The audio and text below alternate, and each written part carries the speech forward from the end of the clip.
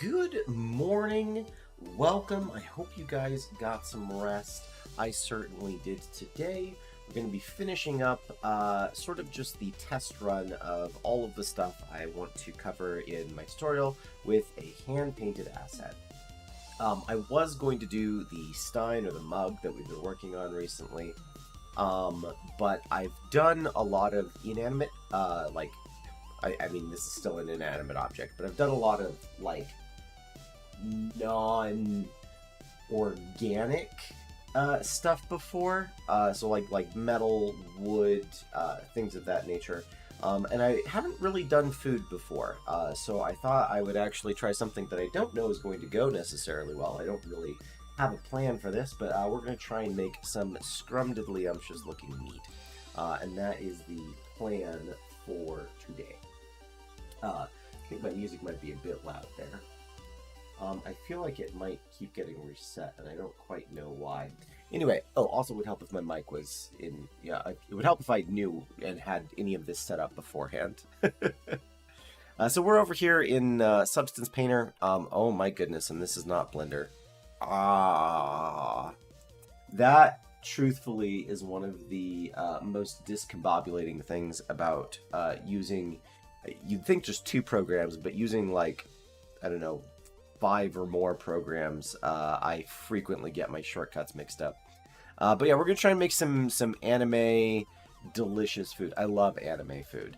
Anime takes such good care of the food that it draws, and we're gonna do that today. So, what was it? Is shift? There we go. Okay, cool.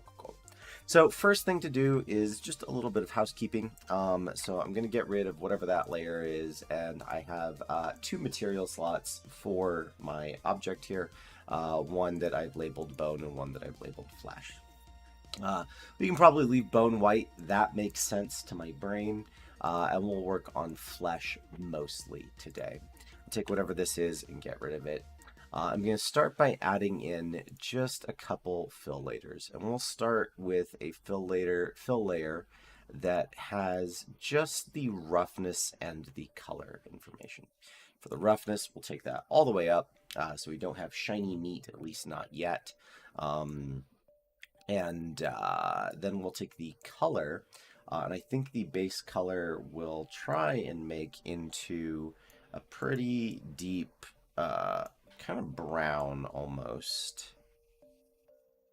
I like the idea where is like lightly seared and then cooked and then golden in perfection, and then oh no, we're starting to burn it, and then oh no, this is just raw now.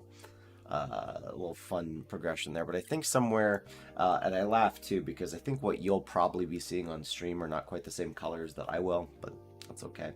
We'll start with something like this, and I'll take it down just a bit so it's a little bit less obtrusive to my retinas, and call that there. So that'll be our base color layer. And then we'll add in a paint layer, and we'll just start going. I think, yeah. So if I go in here, I should be able to, oh my goodness. Oh goodness, I don't remember any of the shortcuts. How long has it been since I've had to do anything in this program? Too long is the answer. I do know, luckily though, everything is here. So we want, let's see, size, we can deal with that. Flow, we can deal with that.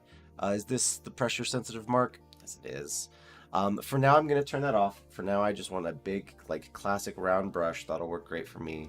I want the stroke opacity. I want the spacing also to be pretty low. No, spacing to be like 5. And I want the stroke opacity to be quite low. As a sort of progressive build-up thing, and we're just going to like lay it in bit by bit as we sort of figure out what we got going on here. So stroke opacity 5. I might actually bump that up to 10. No, stop it. There we go. And I think, and then hardness down to 0. And I think all of that works, right? Perfect. Okay, so now when we paint, we're painting in a nice soft way and we can start to like layer in effects like this. Let's get rid of all of that. And then the last sort of thing that we're going to take a look at here is the color. So one of the things I want to start with is a nice sort of deep dark brown color. And I mean deep brown color. That is quite dark. And we're going to lay this in as, and I sort of described this previously, that one of the cool things about hand-painted textures, and part of what makes them look good or not good, depending on what you're doing,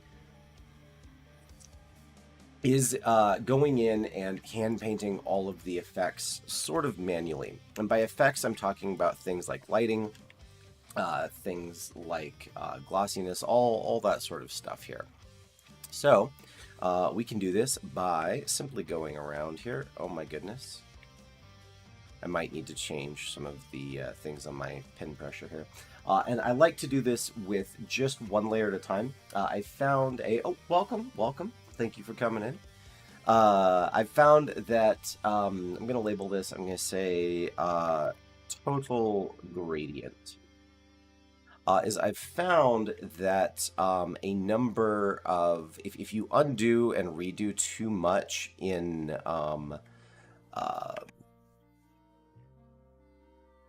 you know what? Sorry. Give me a second here and I'll be good. I found that if you undo and redo too much within a single layer, it will flip out here. I realized I'd never turned off all these other things here, so I'm going to kind of undo everything I've done here and then turn all of those off so that we're just affecting the colors that we want to be affecting there. So just color. Perfect. Okay, now then, let's start going in and creating kind of this universal gradient over our whole object here. Hello, welcome in. And actually, you know what I'll do is, let me relabel this. This was total gradient. This is just a placeholder for the moment here. Oh my goodness.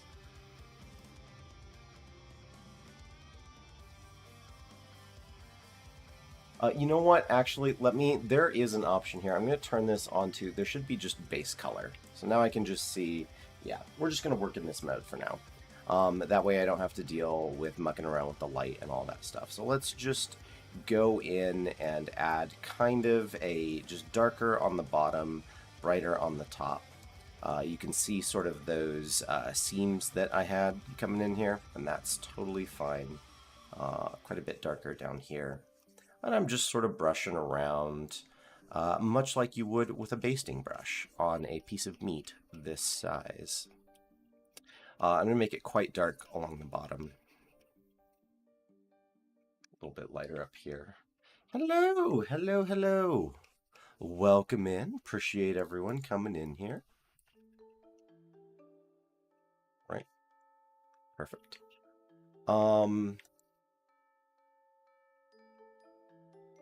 That'll work good. And then I'm going to go up to a new paint layer, and we're just sort of like doing these bit by bit here. I'm going to say this. No, I lied. Trying to figure out how I want to do this. We're going to bring up a almost yellowish kind of color in here. And then that will be the top. I'm going to take my opacity down just a bit, though, so that it's not quite as obtrusive as it was a moment ago. We'll start doing kind of the same thing. This could actually be a lot less saturated, and that would probably be more in line with what I'm looking for. Yeah.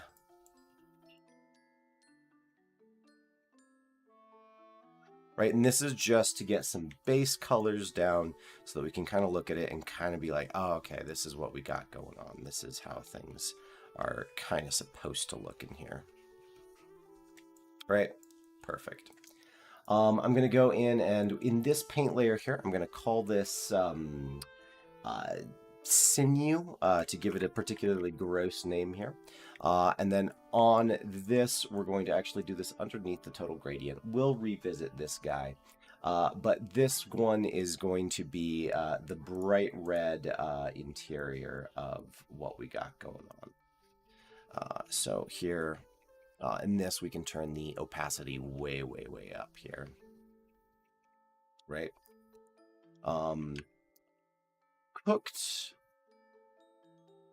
meat probably is not quite that red. It's probably just a little bit more like trying to, because it's got that little bit of browning to it, you know? That's very bright. That is very bright. I don't necessarily mind how bright that is, but I feel like it's a little bit obtrusive, and that has just muddied it out there. Let me try taking off the total gradient.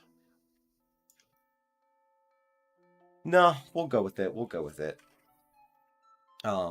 Make the size a little bit smaller here. Shoop.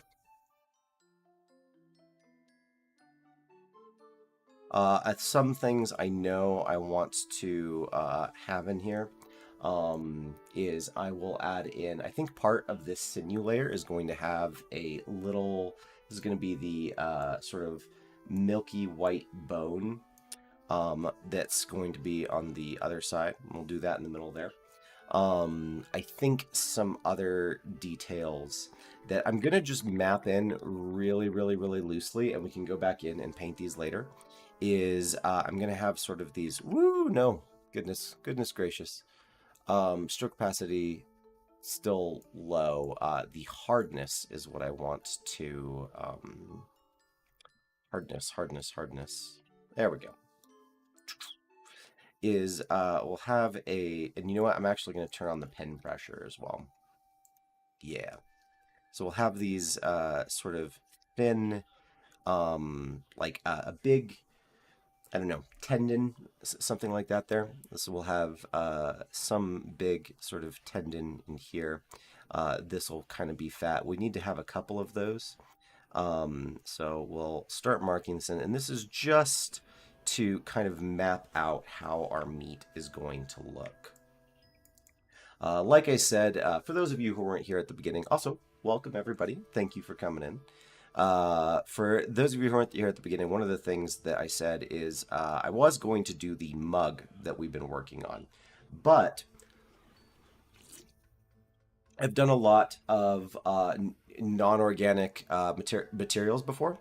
So like things like wood, metal, that sort of stuff. And I haven't done a lot of food. So I thought I would do food and we would see how that goes. So this may go very, very poorly. I don't actually know. And then there's not really, I think I'm sort of mentally kind of doing this like a shank or something like that. So this is kind of like similar to the muscle layout you'd have for your thigh, just because I don't really know what else to make it at the moment there. So we'll give a sort of smaller one in here and then a big flat muscle out there. So we're going to go through and we're going to basically refine sort of these muscle shapes on the interior. I do know, and I imagine that this will be a much kind of more yellowy bit here. I'm going to try and bring this back towards sort of this direction. Is I want to have a big layer of like fat just around the inside that's crisped up. So we'll go ahead, and that's going to ideally kind of cover my seam. That is going to be where my seam is at. So I intentionally, as I was UV unwrapping this, put my seam in a location where I could cover it with a specific detail, right? So we're going to go through, and this is going to be kind of where the flesh is starting to peel away from the juicy interior. And already, while it's not necessarily the best thing in the world, we're really starting to see, I think anyway, a lot of this idea coming full circle here.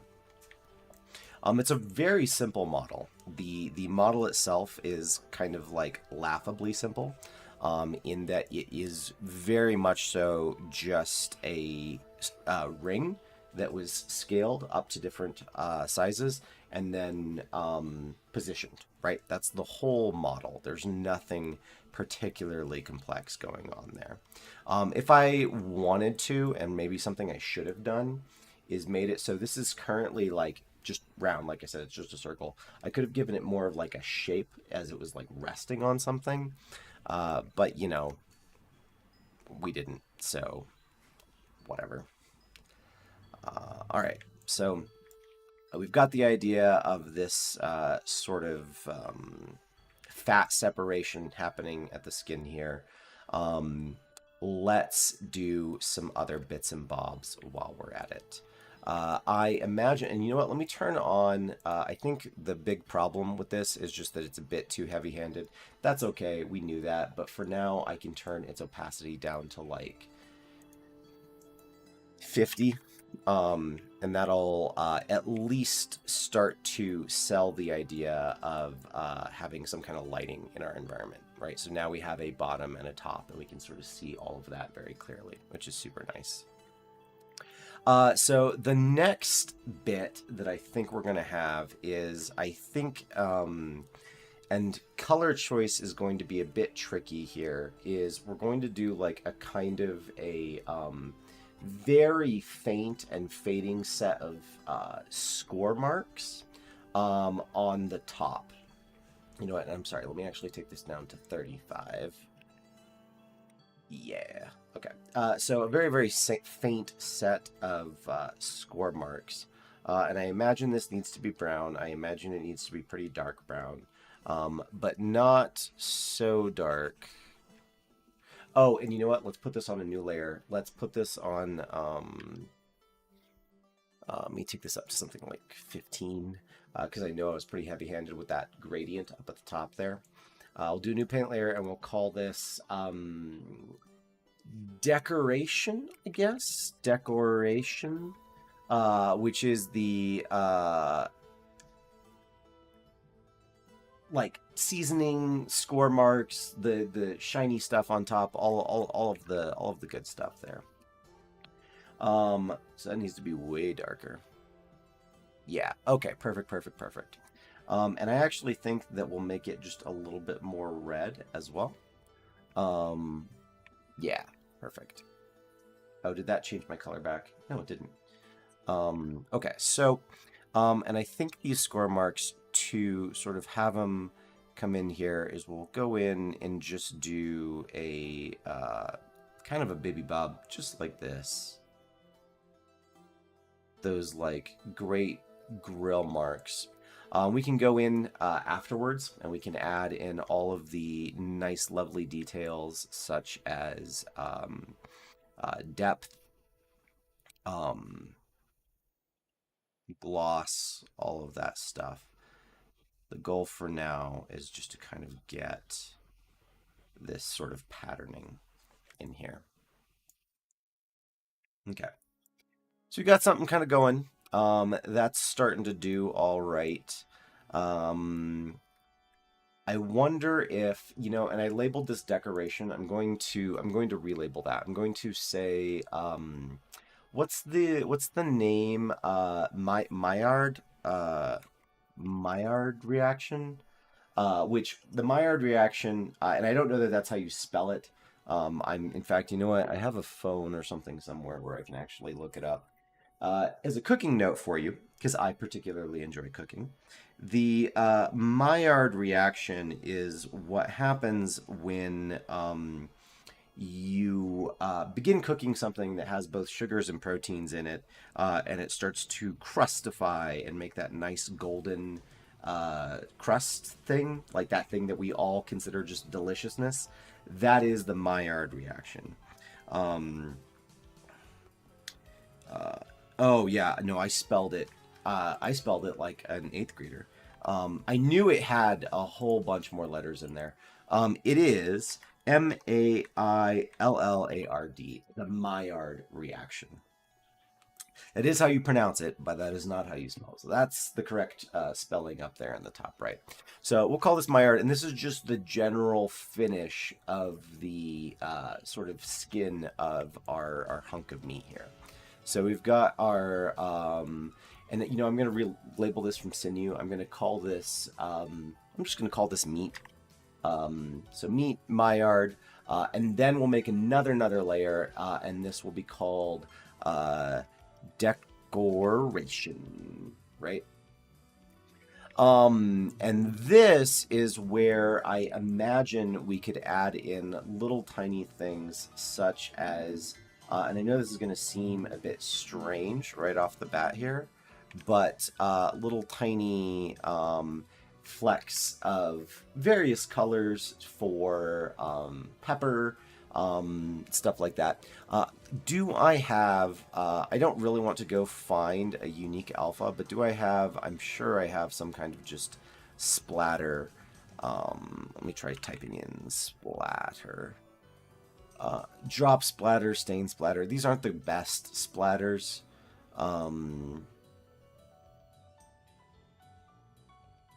We'll do this one. And let's make that size quite large and the opacity quite large, right? Is we can go in and let's actually make this a lot brighter. Some seasoning on the top of our thing. I definitely think that that is a bit too dense. So we can do a little bit like that. Let's get actually just some really, really dark like peppercorn in there. Right? And then maybe some white, not full white, but like lighter type crystals for salt, right? So we've got our salt, we've got our pepper, and all of that sort of like sprinkled on top.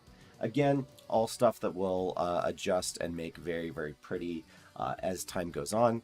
But that gives us sort of like a baseline to work with. And then down here, we'll start doing stuff as well.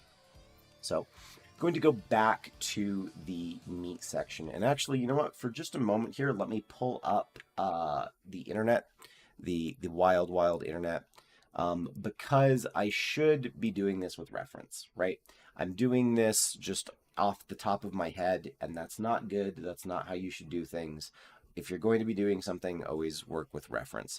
I am going to go to Pinterest and use anime food as my reference, though, which is like kind of ill-advised. I don't recommend necessarily using art for reference. You should generally use like real life stuff for reference, but you can be a little loosey-goosey with it. Oh my goodness. I just... Can I get Pinterest just once without the absurd amount of anime AI generated ladies everywhere? Okay, this works good. This looks pretty good here. Let's explore, right? Note again, I am on Pinterest. If like who knows what pops up, we'll just move past it pretty darn quick. This is kind of the thought I was having, right? Is with that sort of marbling in there. But one of the things that's going to sell this really, really well is going to be the effects that we have at the end. And I might even make a layer for that right now. But yeah, just sort of looking at this, lots of yellows, lots of red, lots of orange. That's fantastic. That is high-class anime food. Okay, cool. And I'll refer back to this every so often just to sort of keep my... Oops. Wrong tab. All right, so let's go back to our circle here. And go back to just our circle. Oh my goodness, I don't remember what it's called. It's not called circle. It's called sphere, isn't it? I believe. Nope. Oh goodness. Oh, am I gonna have to actually look through these? No. You know what? Can I? Nope. Nope. Nope. Nope. Oh my goodness, I don't remember what Substance Painter calls just the standard sphere. That is a depressing time. Is it shape? That's stupid.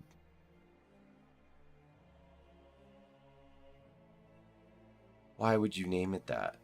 Why would you do that? Oh my goodness, it's just shape. I think specifically I guess it's a paraboloid. Buh, that's fine. So, excellent. That's what we want. And this should have a hardness pool. Cool, cool, cool, cool, cool. We're on track. So let's start going in and painting some of these effects, okay? I'm going to leave the hardness very soft for now. Make sure that my size is set to include sort of a stroke here, or is set to pin pressure. And then we'll take the opacity down to a much lower number. I think 5. Let's see how strong 5 is. 5 is not very strong, and that's probably good. That's probably a great place to start. And we're going to start going in and just painting away here, kind of really, really big, this idea of color and lighting and everything it is that we want to have going on here. So one of the effects here, and I'm going to go into base color, is I'm going to bring in sort of a much darker color. And I'm going to just do a neutral top lighting for this, right? So again, with the sort of advent of if you're doing hand-painted textures, right? One of the things that you're ultimately kind of trying to do, let me turn that off for a moment. One of the things that you're ultimately kind of trying to do is paint in effects that normally would be very automatically generated, right? So lighting is one of those things, right? Lighting would be automatically generated in anything you're working on. So what we're trying to do, kind of in a sense here, and I'm going to make this a very, very bright, almost orangey color, right, is start to lay out our colors in such a way as that we are the ones who've created the lighting, right? The lighting is made by the fact that we've come in here and started to set this up, right? So what I'm trying to do in a nutshell, right, is create like a bulge, almost a very, very soft bulge in this meat as it's swelled past the skin here, right? I can even go a little bit further up into yellow territory as I go along to get that nice orange, right?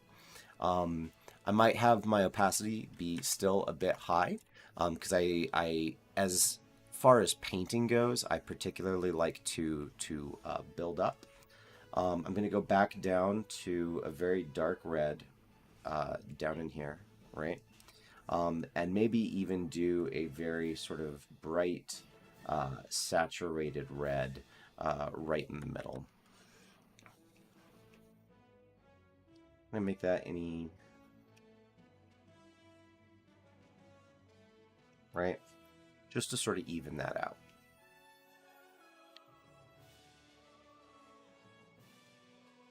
No, I lied. 5 is where it's at. Yeah. Perfect. So we've got this sort of thing going on, and then we're going to do this for each of the sections here, right? So going back, I've got sort of a yellow. And we'll pull that down, make it very, very small here. And again, we're painting in as if each of these things has sort of like bulged out on their own. Bring it way back down here, bring this way back down here.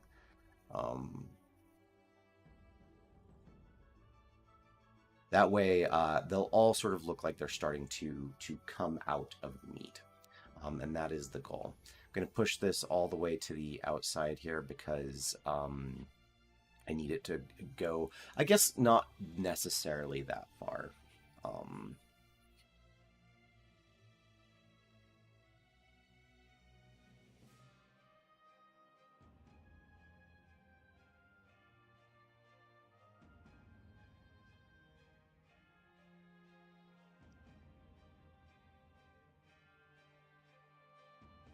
Back over it with some red. there. And we'll sort of adjust what's going on in there. There is some parts where I'm going to start to lay in really, really, really fine details. I'm going to actually bring this up just a little bit for, again, the fat that exists between these bits of muscle and mass here, right?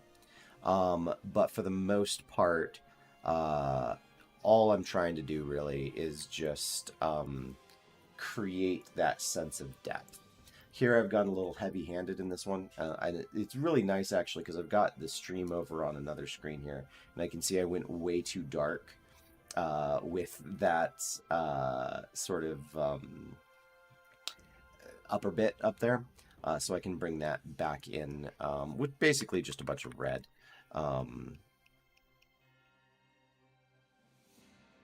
Right, and sort of tone it back down.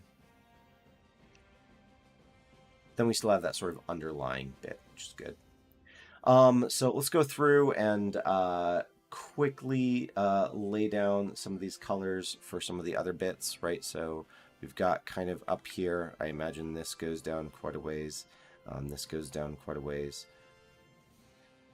And it might be easiest to do kind of an extreme layout of color first, and then go back in with just the red afterwards. So I'll do this, we'll do in like this.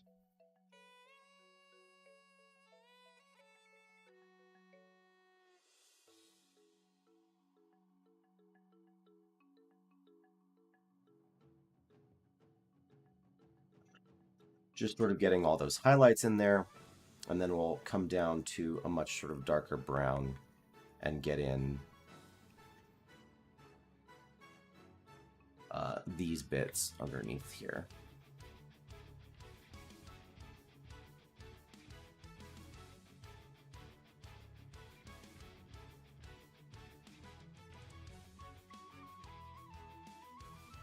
Take that down a little bit.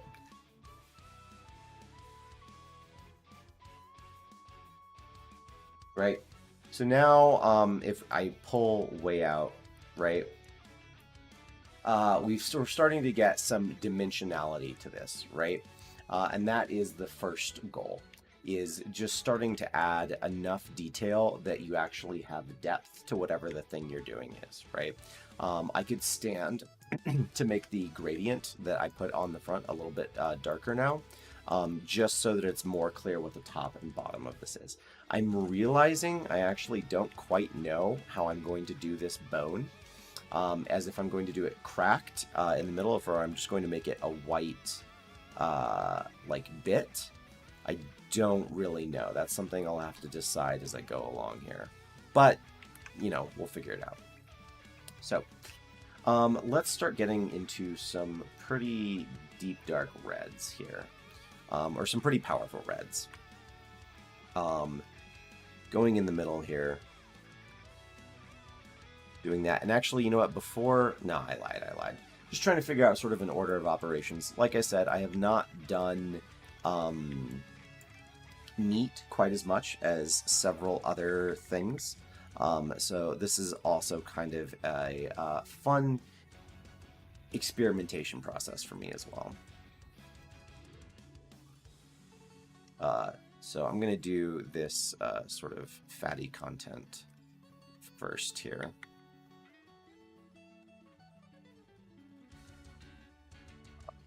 Take that up just a little bit, up to 7. Yep. Make these divisions nice and clear, because they will come in clutch in just a moment. Especially as we start adding marbling to a lot of what's going on in the main pieces of meat here. Right.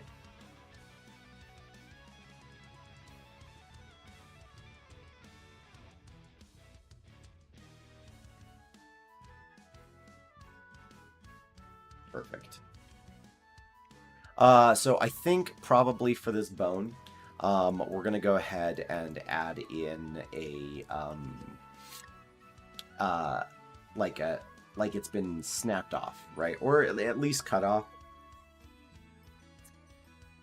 So, got to do a little bit of bone marrow for that guy here, which is a little bit more towards the pinkish side.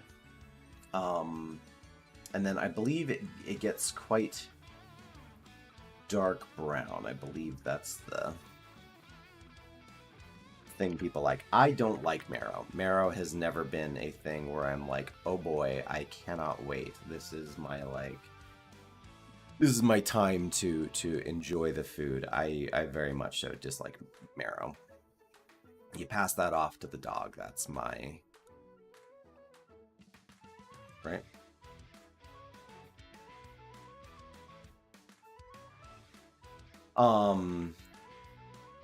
So this, just like everything else, is going to need its own sort of treatment and work for this kind of shading that we're going to have going on to make the dimensionality of it.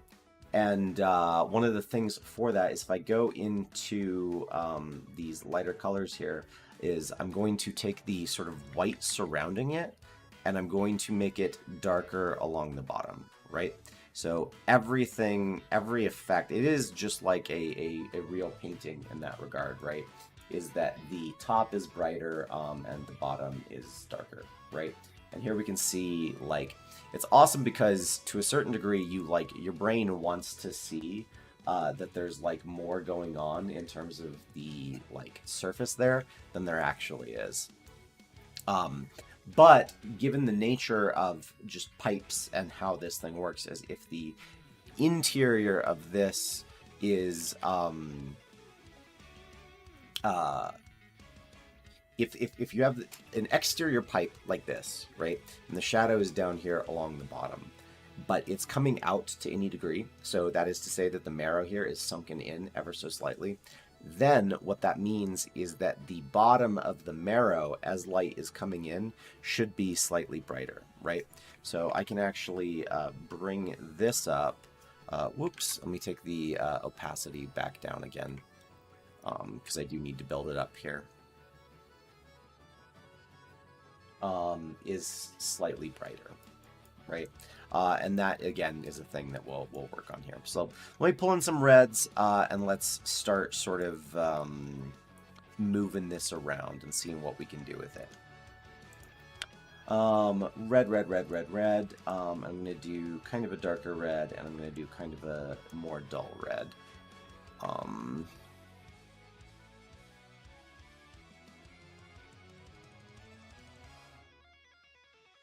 Right? And let me see, for a lot of these things, I'm looking at these, like these bits in particular, the meat is super rare. So maybe I should do something similar. I keep kind of like averting my brain from like just straight red, right? But maybe that is a little bit of what's needed here. We've got a lot of orange going on. But maybe we should go a little bit more heavy-handed on the sort of red side of things to really highlight that. I just don't want to do it. My brain hates this.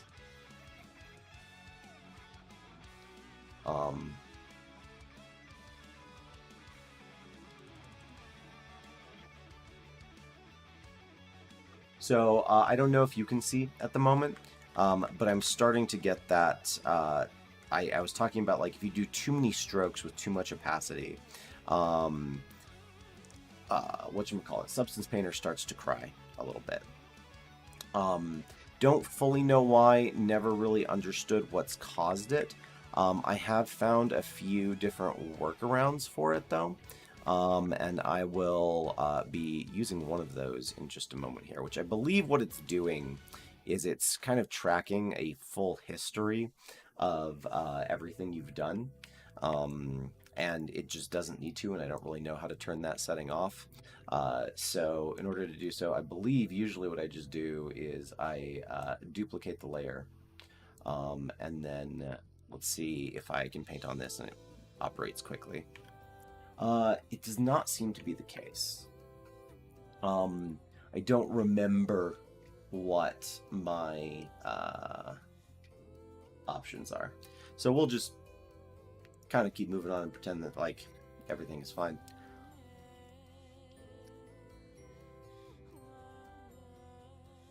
Okay. So, let's start making some effects, if you will. The first effect in particular is going to be this idea of marbling. And I want something like, I don't know if I want to do like Wagyu beef level marbling. That feels like a bit much. But I think these are like pretty good examples of just, oh, yeah, but I want it to be cooked. Do I have any examples of that?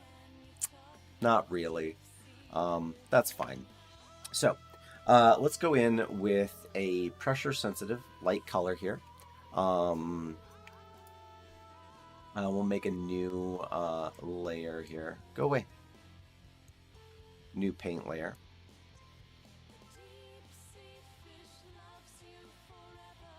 Perfect. Make this a little bit smaller here. So, I don't really know. Is there like a pattern? I don't feel like there's a tremendous pattern. It likes to do these sort of like...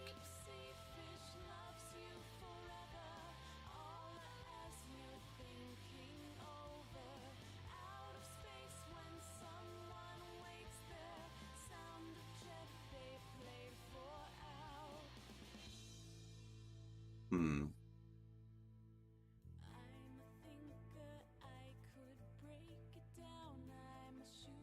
I can't tell if that's going to look good in the long run.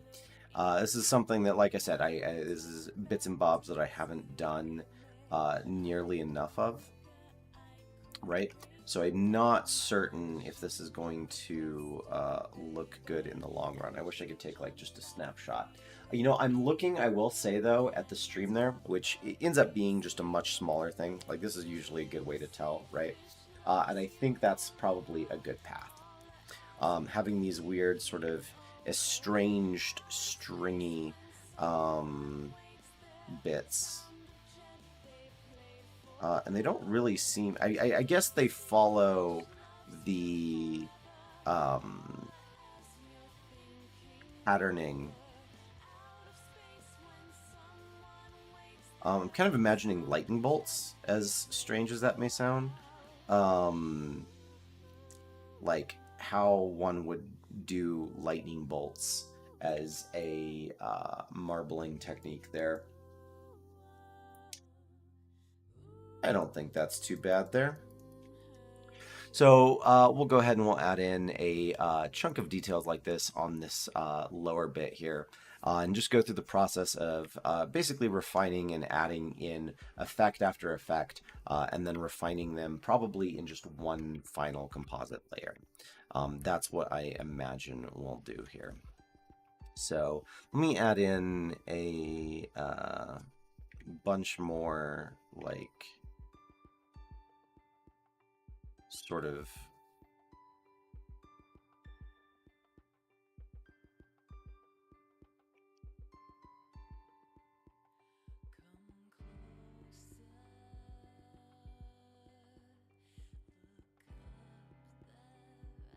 yeah. Because much like Photoshop and sort of any and all of those programs, you do have access to a full set of blending modes, which I think will be very handy in this process. So I'm going to come in. You'd never look at the meat quite this close, but I can sort of go through and make sure that a lot of the center parts of these are just a lot nicer. So we'll do, and this is kind of a way of creating variation as well, is making your strokes more heavy-handed as they approach the like center of these things, right? So starting at each tendril here, I'm using a very, very light touch because I've got pressure sensitivity turned on, turning that into a heavier touch as I go towards the center to create this natural sort of concentration of white. more towards certain areas, like to give these things a mass, you know. I think going in and adding, there seems to be just a lot of like weird connectivity between fat distribution within the meat here, or that can happen within meat. I do like this idea, though, that some of it spills in really hard from areas of the outside. So that is a thing I can maybe like lean on a little bit more here. Let me turn off this for just a moment because I need to cover a bit of an area.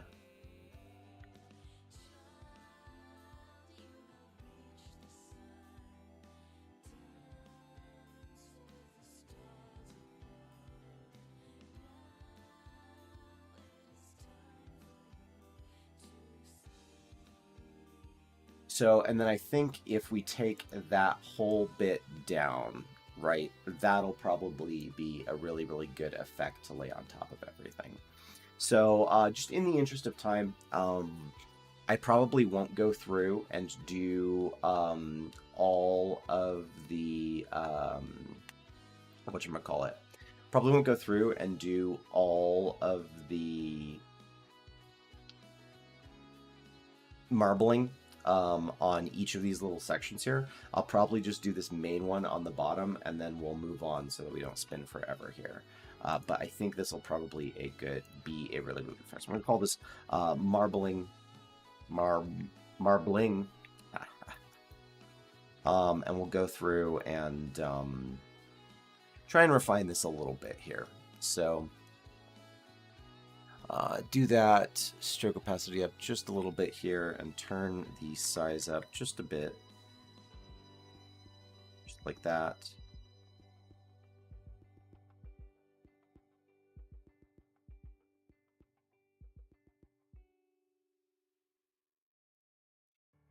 Perfect. Whoops.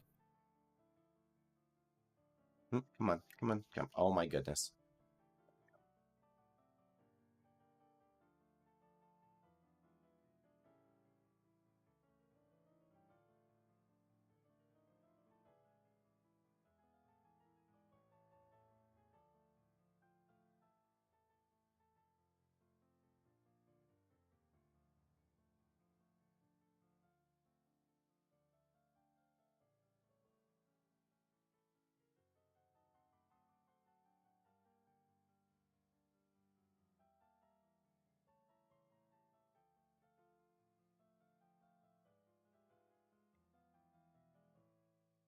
Heck yeah. And we can start to move a little bit faster with this, just as we gain confidence in the process of being like, yeah, this is probably going to work out.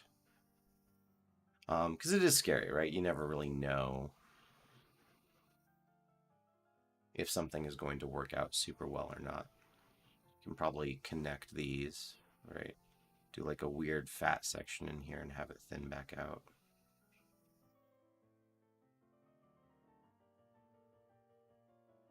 Right.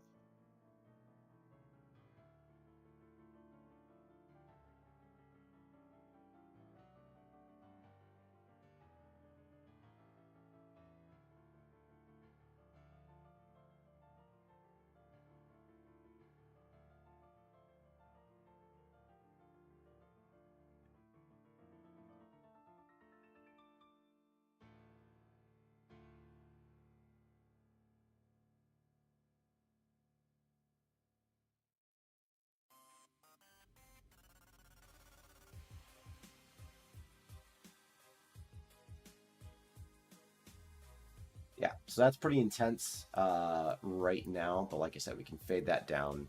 And again, this is the reason why you should always try to use real world reference instead of artist reference, is because I am kind of going off of what other people have done, and other people have interpreted sort of real world phenomena to their need and liking there, right? And I have not done that. So I'm kind of getting like a secondhand account of what this is supposed to look like. It would be much better if I were to like look up references of actual like cooked honeyed hams and stuff like that. Um, yeah, we can finish this guy here. Sort of do like this. And then we're just going to take that guy down pretty lightly, right? And we could change the colors and do all sorts of stuff. But for now, I think that, here, let's do that up to like 5, right? That's starting to get that effect in there. And this is a process that you can spend as long as you want on. You generally should try to move at a clip, but if you want to spend time on this, you absolutely can. So we've got our meat, our sort of raw meat with the, or our raw meat section, right? Like the base meat. That is included with a couple different features, such as a little bit of built-in lighting. A little bit of built-in shading, but for the most part, is das is das. Now then, the next thing that you can add in to really start to adjust this, right, is I'm going to go up to a new paint layer, and this time I'm going to add in roughness, right? And I'm going to make it all the way white, like just pure white, because you could make it a color, but it's not really necessary to. And then on the roughness is I'm going to take the roughness all the way down. So now, when I paint in any kind of stroke, oops, let me take the opacity also all the way up here. When I paint in any kind of stroke, it's going to be just a solid white stroke. But more important than that, you probably can't see it here because I'm in the base color mode. But if I go back to the material, one of the things is that this stroke here, and let me see if I can sort of get it at an angle where it's super visible. And I might not be able to get quite the angle here. But the point is that it's also shiny, right? And so one of the things that you'll notice whenever we look at things, and this is actually a great example. So this is definitely a drawing, but we can tell that the elements of this drawing are covered in a sticky, perhaps like candied sugar. Like this was maybe dipped in sugar that was allowed to harden. Oh no, I have a flyaway. Is that what they're called? I don't know. I have a cowlick. Anyway, but yeah, so this is in a like hard candy coated surface, and part of what makes that is that there's the stark contrast of these very bright white highlights. You can see that anytime you want to make something look shiny, that is a component of making things look like they have some sort of gloss to them. And because we want this meat to be like juicy and succulent and full of just a lot of different things, part of that juiciness is going to come from having bright white highlights. Now, where we put those and what they end up looking like, that's maybe a slightly more tricksy thing to do. But we can try our best, right? So I'm going to make this brush quite a bit smaller here. And I'm going to say that we'd have something kind of along there, right? And this might even get quite a bit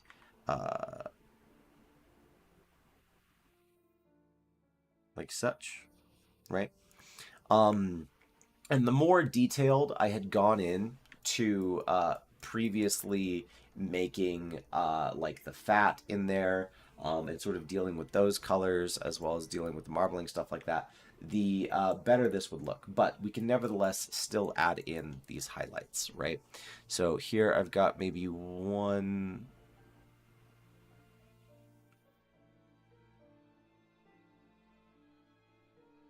stroke like such, right? And those highlights will do a lot for adding a glossy texture. This is coincidentally how you do like water-covered things, Metals have a lot of this going on. Each material that you're making and doing this with will have different effects involved, right? So the way light refracts, no, I'm sorry, not refracts. The way light reflects off of the surface of a moist substance such as meat is different from how it would do it in metal. Metal likes to do just ridiculously straight lines most of the time, even on like, I guess on curved surfaces, it's a whole thing. This is a whole bunch of like material effect stuff, but nevertheless, we can go in and we can add some of these glossy highlights to things, right? So maybe I'll do like a big sort of bobule over here.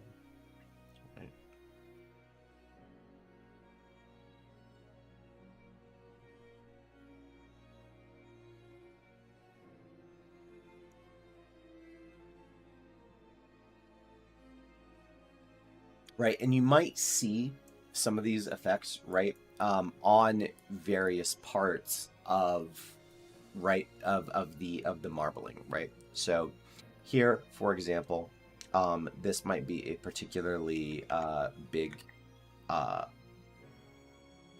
juicy sort of part of meat in there. We might have another big one right along here. And I'm doing this along the contours of the fat so that it's clear like, yes, this is where there's a large mass of meat. You know what I'm saying? So...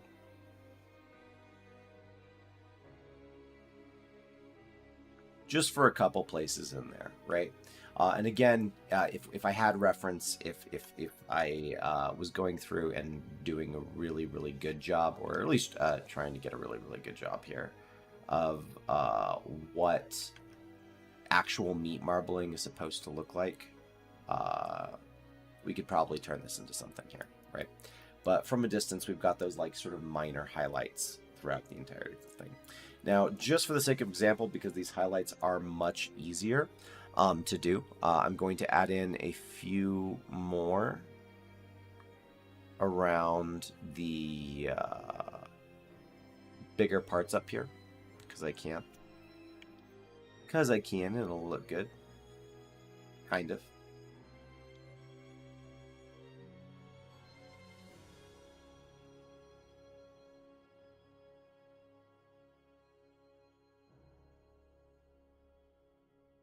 Right?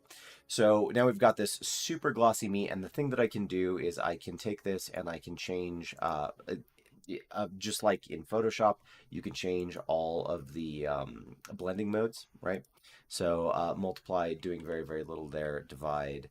Let's see if there's one that looks particularly good. I'm surprised, I'm not fully opposed.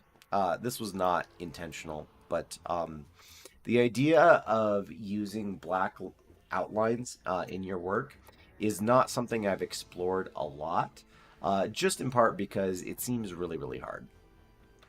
Accurately and intelligently putting outlines in your textures to highlight things. You know what? Maybe we'll try that on the bone. Maybe as we pass over to the bone here, we'll actually try to do something like that.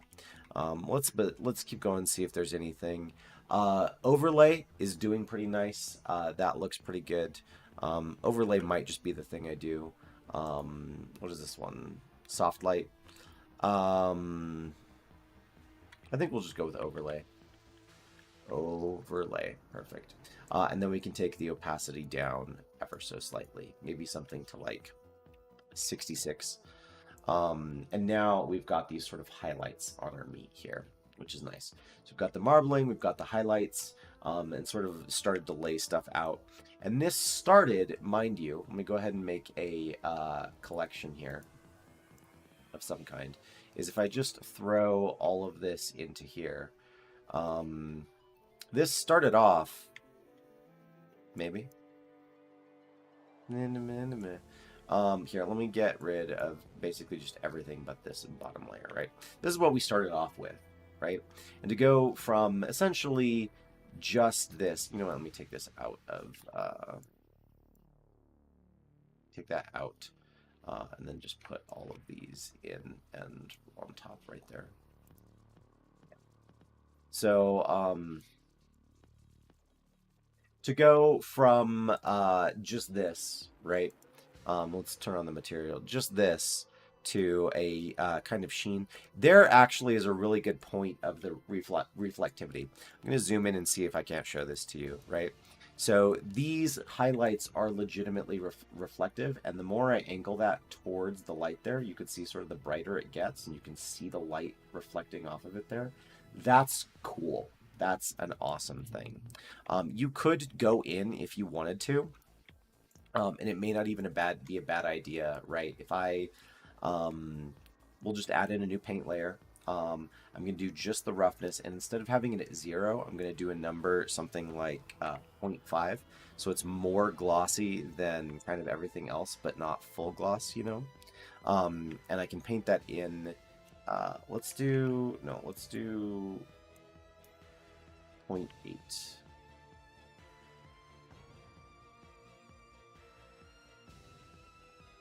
Yeah, I'm curious here.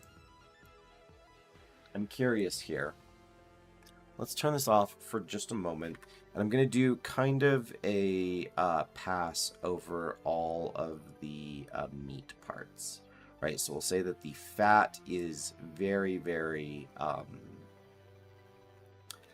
rough, and then the meat itself is very reflective here. And let's see kind of what that looks like with our material enabled.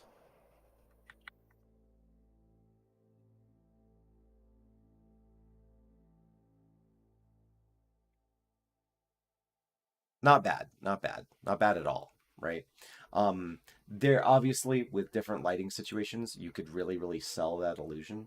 But it's always just worth remembering that even though with the hand painted, the sparse use of specific effects, in particular, things such as height and things such as roughness, can really, really, really sell an illusion. And in fact, while we're talking about it, right here, I'm gonna relabel this meat shiny, right?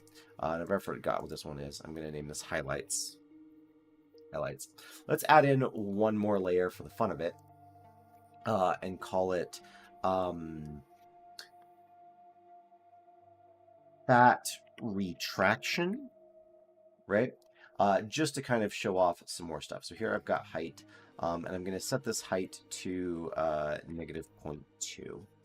And so I should, yes, that works basically exactly how I intended. I believe I can't adjust, yeah, like the hardness is kind of set here, but I could, with this, right? We were working on this bone earlier and we were talking about the shading for the bone. I could, with the color that I've laid on the inside here, really, really push that bone in, and then likewise go up to 0.2 and take the rest of the bone and push it out, right?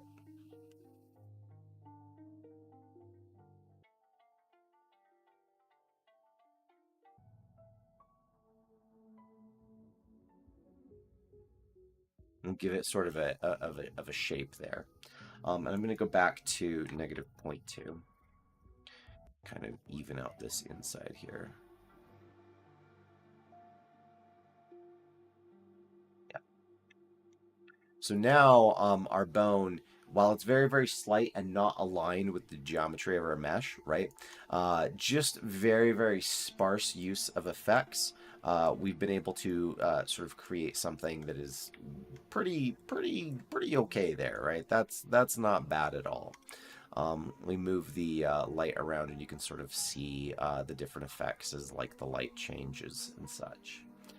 So that's kind of how we've approached our meat, right? Let's take a look.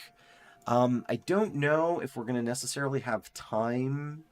Well, no, let's do a little bit of the back. I'm going to get rid of the decoration layer, right? That should be just the salt and pepper stuff. Let's take a look just for a moment using some of these other layers that we can make to see if we can't ingrain that those cuts into that Maillard reaction a little bit. So I'm going to go ahead and save all this, and then we're just going to make a new... first, let's go back actually to base color. And you know what? Let me go to... There should be a height. It doesn't like the fact that I have no height information whatsoever. Oh my goodness, these aren't Blender shortcuts. I cannot tell you how much I've been trying to do Blender shortcuts. It's problematic. So we'll do this in a new layer here. If I were more organized, I would have this set as a whole bunch of different stuff. But for now, we'll just say blah, right? Best naming conventions. So this is for just height. And actually, you know what? I'm going to, before I get too crazy, this should have, does this have a height? It does not. I'm going to give it a height, uniform height of 0, which is good. Then back up here. In just the height channel, I should be able to paint and see things, but it's not looking great. I can't see anything.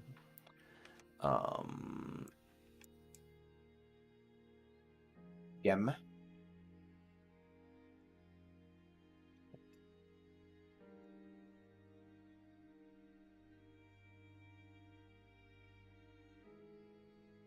Hmm.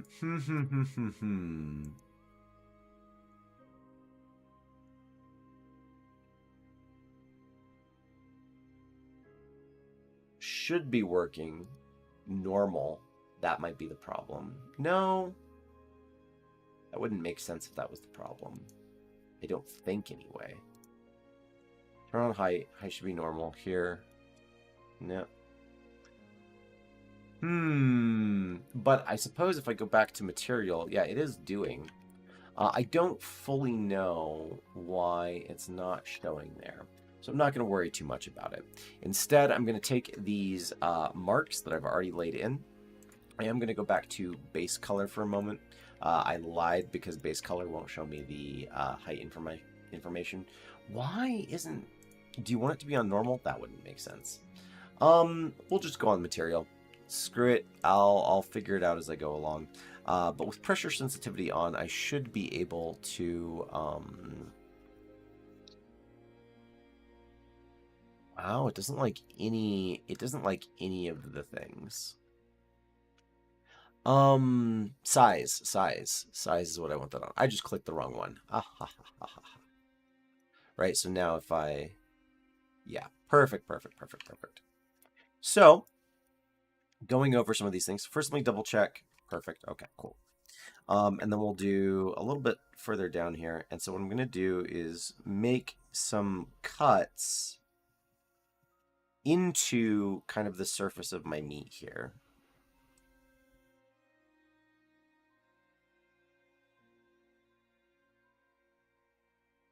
This would be a really, really good point for the good old stabilize stroke feature. Right? And there's a very specific reason why I'm doing the height information first, right? Is because with the height information, I can then go in underneath that with a different color layer and basically sort of accentuate these cuts with proper color information, right? So as it currently stands, right, if you go around, you can see the effects of this like sort of cross-hatching, right? That changes in the lighting, but you can tell it's also only skin deep, right? That there's not that skin deep leg slap.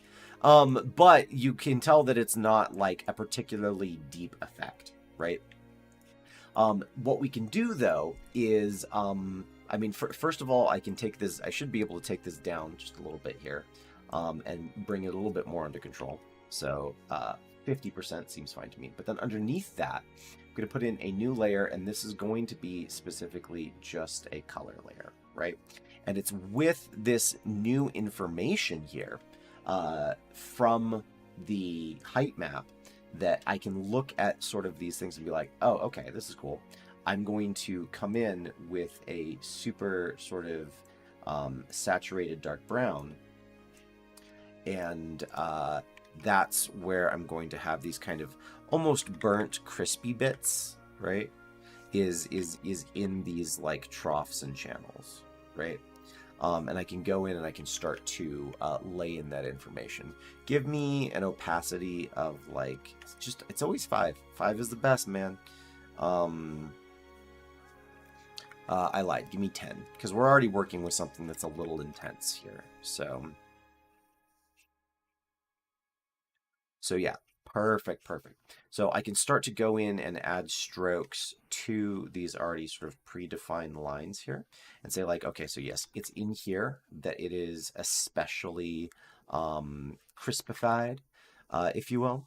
Kind of spread that out as need be, which is awesome. We could do some really loose painterly nonsense, because why not? Right. And then the fun part is, once we've sort of gotten this squared away, I feel like I'm looking at a pineapple here, right? As we start to add in those details, we can also add in details and say like, okay, and then I want a really nice, bright, almost vibrant orange to be the thing that kind of covers, I'm going to bring this down to something low, like 4, this middle section, right? So each of these middle sections, and I'll do like just this little square here, as an example, can have this really, really nice sort of highlight where it's just beautifully crusted on the top. And then this would fade to maybe more of a red as you go down the sides here. So we'll sort of paint in kind of this one section so that we can look right here in the middle, and see what a finished effect might look like. As always, time is just escaping me, and I am realizing I kind of need to like put a little bit of the pedal to the metal here, if I want to cover everything I wanted to talk about. But we've got something kind of like that. I can add in a chunk more red as well, especially around some of the bits here. It's maybe a bit too bright. I'm going to take it down just a bit here so it's still brown, right?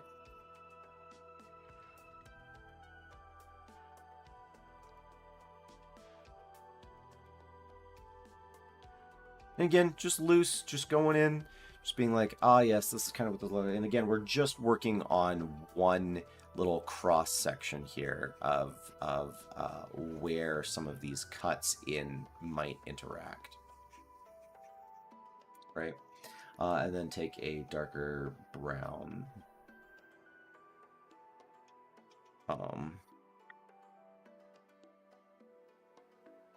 and really push that in.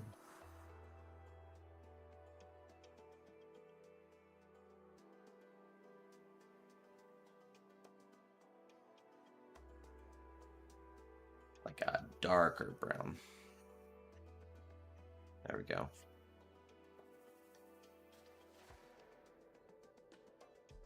So I realize, obviously, that because I really do want to get to the bone, right?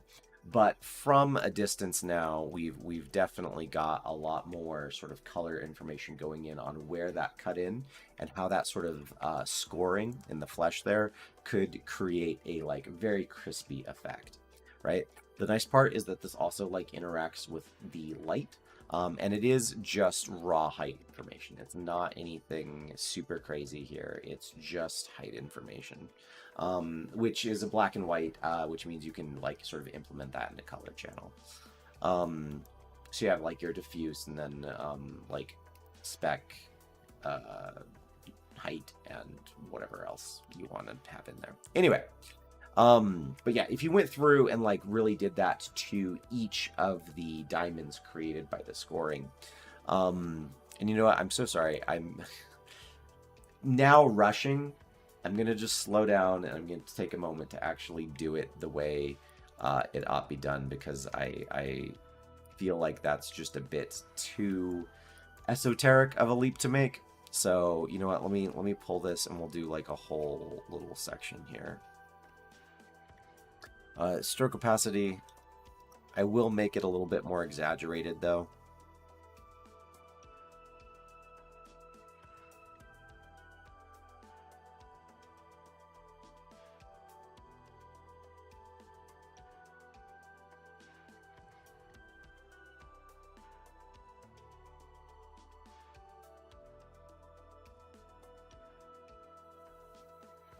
My goodness. This is what you get when you try to, like, rush things. Is basically nothing good. Let's go back to our much sort of brighter color. Turn this off. Turn the opacity down. Like 4. Turn this off. Give it a little bit of a... it's too yellow.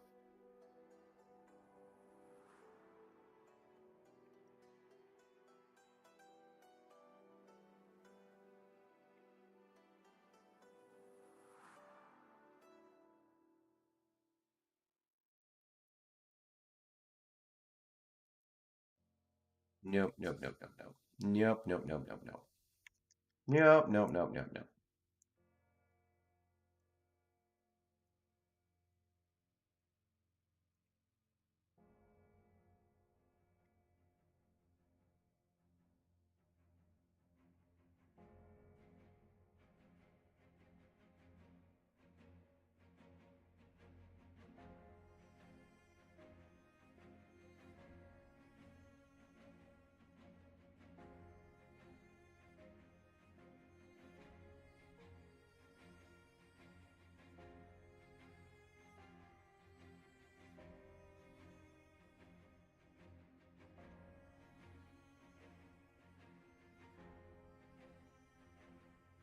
Okay. There we go. Not ideal, right? But as an example of like using sparse effects in order to kind of add to the overall thing you got going on here, which is cool, right? Awesome. And then spending the time to make sure that the like color and gradient of all this is like nice and good, and all of that stuff would be quite important.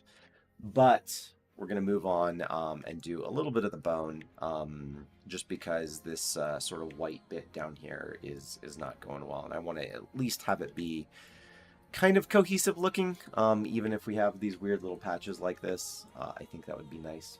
I'm going to click on over to the bone section here.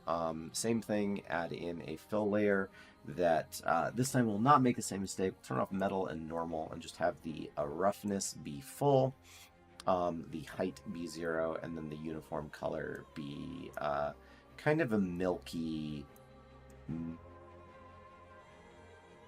somewhere in there. Maybe, should I even do like maybe...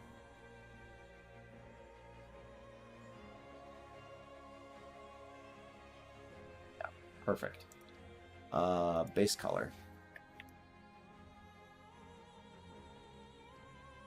Now, there was another thing that I sort of intentionally did not do here, or intentionally did a bit strangely, which is I didn't actually give it that classic sort of two-nubbin bone shape. There's a reason for that, is that I wanted to try and see if I could sell on the idea that it looked like this, right? Just regardless of what it is, as long as it gets bigger on the end, that is plenty. So we'll go in and just do basically most of the same things we did before. Is I'll come in with some kind of shadow, and I might actually label them this time. So we'll call this shadow here. We'll make it just a same sort of milky color here, but much darker. And then go in and do that fully on the underside of the thing that we're looking at, right? So down here we've got this, and I'm just going to start painting in this darker shadow underneath. We'll do 6. 6 should be fine. Right. It goes up and it sort of creeps around.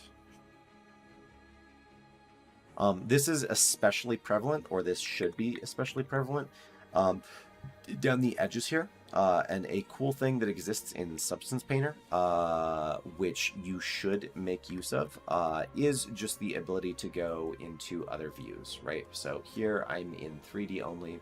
I can pop over to 2D only, and I can take a look kind of at the shadow I've started setting in so far. But specifically, I know that this area here, on this side, just because I made it a little bit darker, is where it connects to the flesh of our meat stick. So this is just another example of, like, you want to paint in as many effects as you can, where you can. So an effect that would normally be handled automatically is something such as ambient occlusion. And in most good hand-painted effects, that then becomes your job, right? So I'm going to come in here and make a kind of a shadow all the way around that gets progressively darker and progressively smaller as it goes in. So this is my faux ambient occlusion, right? If I go back to 3D mode, right, we can see that now we've got sort of that going on. It's not the best. Smudge tool would come in clutch. I totally forgot there was a smudge tool, if I'm being honest with you. But oh my god, that's great. There should also be, if I'm not mistaken, a bunch of other things that I was not taking advantage of because I got so focused I forgot that they existed. Oh well. But I digress. This as like a degree of ambient occlusion, right? Going in and adding in the shadows and stuff like that. For highlights, I might actually kind of skip the general idea of a highlight because I feel like the bone should be fairly rough, right? I imagine bones to be rough. I don't imagine them to have a great deal of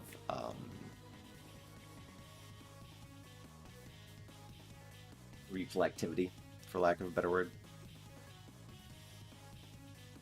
We'll sort of develop a core shadow underneath here. Something like that.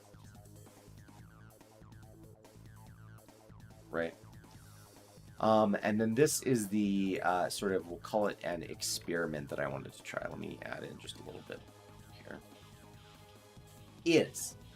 How do you draw in, just like we did for the meat, how do you draw in certain effects, right?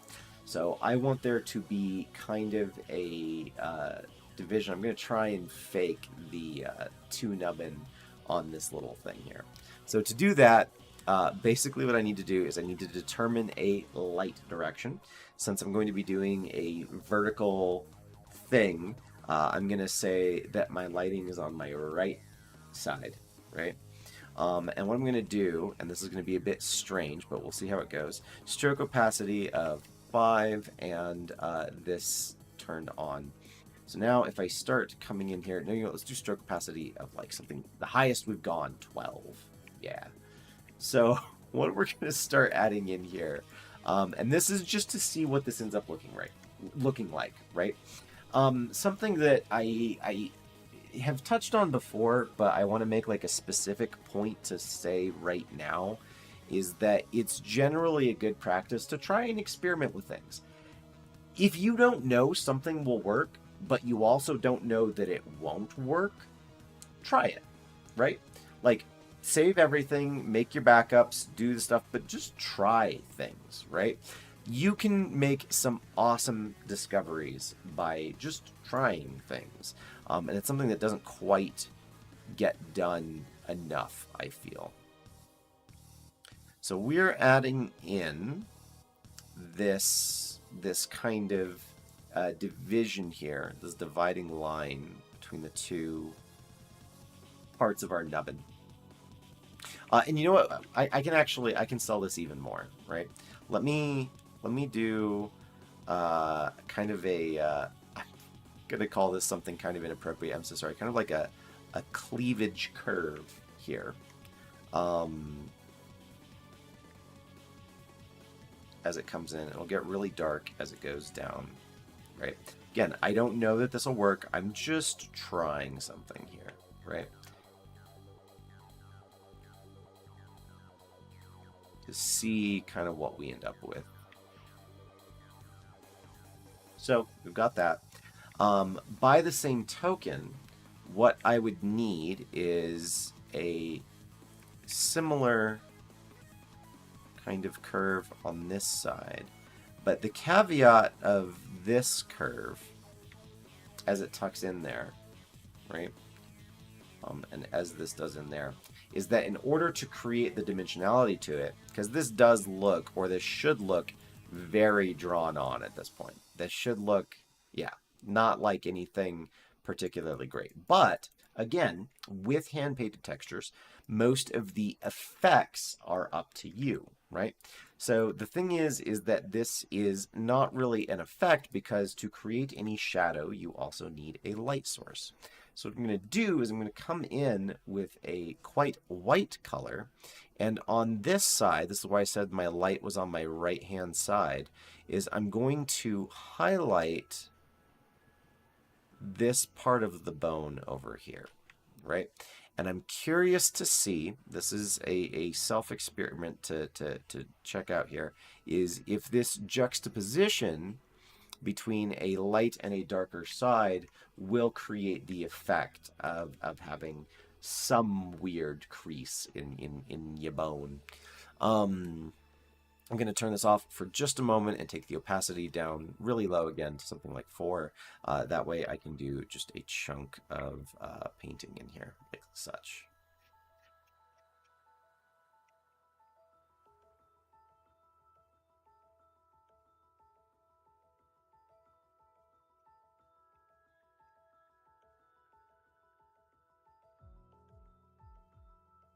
Right, and then I think to kind of sell that, we'll do like a faux highlight over here on this side. Just to, yeah. So let's see how that looks. And that is a little janky, but that worked out surprisingly well. That worked out surprisingly well. It's a, here, let's turn on the material and see, right?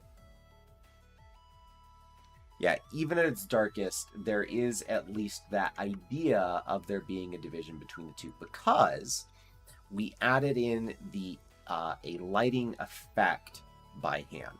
So then, here is kind of the, as we enter the last half hour here, here's kind of the summary of what it is we're trying to do here. And also modeling for hand-painted textures, right? So first of all of this process, modeling, texturing, UV unwrapping, just all of everything, right, is a process. None of it is a thing that can be done necessarily quickly, right? However, or let me rephrase that. It's not that it can't be done quickly. It's that don't be afraid if things take a long time, but always try to move as fast as you can. And I think that's like sort of an important note for just creating work in general, is that it's really, really easy to get lost in artistic details, right? I could spend hours on hours with this thing right here, right? Like, who knows how long I could spend trying to add details and make parts of this that are doing whatever things, right? But that wouldn't necessarily be useful, right? For a great number of things, it is more useful to like finish it and then move on. But The part of this process that I specifically wanted to highlight, and why the tutorial that I'm making here, not again, this stream is not the tutorial. This stream is just me like prototyping ideas. Um, but the whole gist of it is that it's important to know kind of all of the steps in the complete process, right? Probably you should focus on one step. Focus on just sinking time into learning how to hand paint things as beautifully and efficiently as possible. Sink time in learning how to model things as succinctly and beautifully as possible. Pick your poison, right?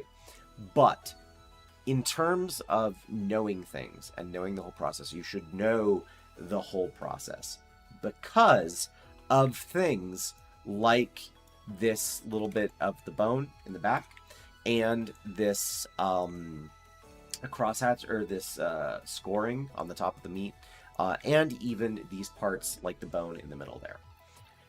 The reason why you should know the whole process is because with the mug, I went through and modeled and actually sculpted into the mug, because it was a wooden mug with like sort of a metal ring around the middle, and then it had these really like exaggerated boards or planks almost that came up and formed all of the sides of the mug. The thing is that I modeled and sculpted the crease in each of the parts of the mug, right?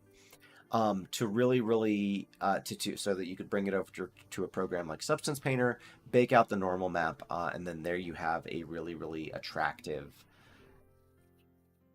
depth to your mug, like a actuality to its thing. However, as we've sort of seen at several points here, including the sort of dimensionality of the meat pockets in the front here, as well as the whole thing with the bone in the back, even if something is totally flat, right, you can still paint in those effects, right? So the question then becomes, was this something that I should have modeled, or is this something that I can handle with a texture? Should I sculpt it and bake it out to a normal map, or can I handle it with polygons? How should I balance each of these things? And ultimately, the answer to all of those questions is always going to kind of be the decision of the people who are working on whatever the thing is. And that's why you should know the whole process, right? Is you should be able to go up to either a modeler or talk to someone who's going to be doing textures for you and say like, hey, there's this thing. Would you be okay with it being done that way? Would you be willing to like put effort into this area because I'm not going to make it part of the model, whatever, right? And by knowing the complete process, you can actually have those conversations. This is particularly prevalent as it is the Global Game Jam is coming up tomorrow, right? The stream tomorrow will probably be either non-existent or start very late or might start very early Saturday. So Global Game Jam, for those of you who don't know, is I'm hesitant to call it a competition. The idea is that you should be participating in it in a competitive sense, but there's not like prizes or anything. There's no placement. There's no judging going on. But Global Game Jam is make a game from scratch in 48 hours or less, right? And one of the nice parts about it, and I encourage you, if you're interested in game development, go participate in game jams. You can like literally just Google game jam and you will find countless results. But one of the things that you have to do is you have to work with people, right? People you don't know, people you have no rapport with. You have to like interact with people, which is kind of scary. That in and of itself is a scary thing to do. But it's healthy as well, right? Two people can make a more impressive thing than one person can, and 10 people can make an even more impressive thing. There is a limit to that, I believe, at least. I don't know that having 1,000 people cook a grilled cheese makes a better grilled cheese. I've got food on the brain. But it certainly like can result something. So part of why I've been going through all of this and showing sort of all of the bits of the process, from the modeling to the sculpting to the texturing, is just to kind of mentally prepare myself, and anyone who may be watching in case you decide to participate, just the overall process. There's lots of components to it, and you should know them even if you specialize in just one of them, which again is probably the recommended way of doing things. I could spend a healthy amount of time continuing to work on this particular model and texture. I don't know that I will. Stream tomorrow, maybe late. Part of what determines when the stream is going to start is when I actually end up in a group and we know what we need and what we're making. Again, so maybe a little bit more elaboration on just the flow of game jams in general. The way the Global Game Jam works and the way any game jam works is the event is kicked off with the announcement of, like, usually a theme, a prompt or a keyword of some kind, and then a whole series of modifications or like sort of ways you can alter or otherwise interpret that theme. Once you have your theme, though, then people break off into groups. There's usually like sort of a round robin style of brainstorming that goes on in order to figure out like some ideas for how we might make a game about whatever the theme was. One of the first global, I think it was the global, I'm pretty sure it was the Global Game Jam. One of the first Global Game Jam themes was Ouroboros, which is the sort of legend of the snake eating its own tail. And that was it. You know, like, it wasn't even the name Ouroboros, it was just the picture. Like, we had to go look up the name because we were like, isn't that called something? Was it? So it was just the picture, which I found fascinating. So some people came up with like ideas based off of the snake game. Some people came up with ideas based off of the idea of cycles. It was a whole bunch of stuff. But once an idea is sort of solidified and I know who I'm going to be interacting with and what it is I need to be making, whether that's programming in Unreal or making art assets or what have you, then I'm just going to stream me working on that until I'm dead. Yep, that's the plan. Because it is 48 hours. It is a time crunch. You really do need to boogie. And then we might take a break after that. So that's the plan. That's the play. That is coming up tomorrow, 5 p.m. my time. So these streams start at 5:30 my time. And basically when this stream would start is when the Global Game Jam is going to be kicking off. So like I say, it might be later that night. It might be some indeterminate point beyond that. I don't know. Yeah, we'll start streaming. But yeah, that's kind of the whole process for creating a hand-painted asset of sorts. I wouldn't call this the best hand-painted asset in the whole world. I wouldn't even call it passable. Still a lot more work to do, but you know, it is a good place to start. So that's kind of that. I don't know if there's anything else I have to add. If there's anything else anyone else wants to add, do so.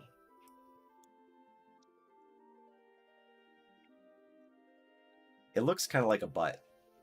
The the bone there. It looks kind of like a butt. Oh man. I'm pleased with the sort of dimensionality it has. Again, hand-painted effects are awesome. But it does look like that bone is squeezing really hard, you know what I mean?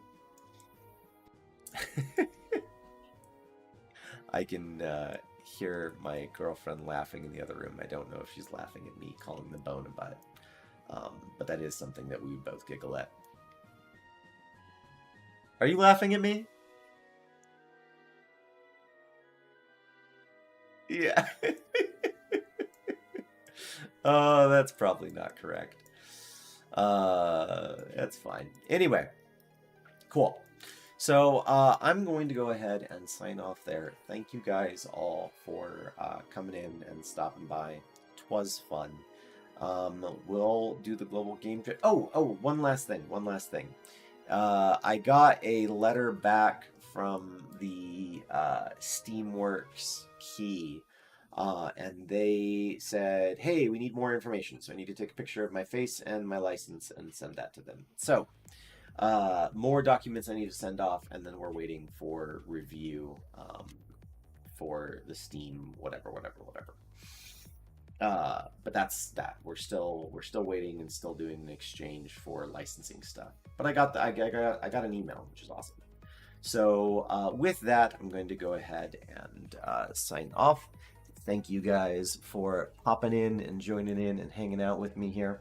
And yeah, get some rest, and I will see you all in the morning.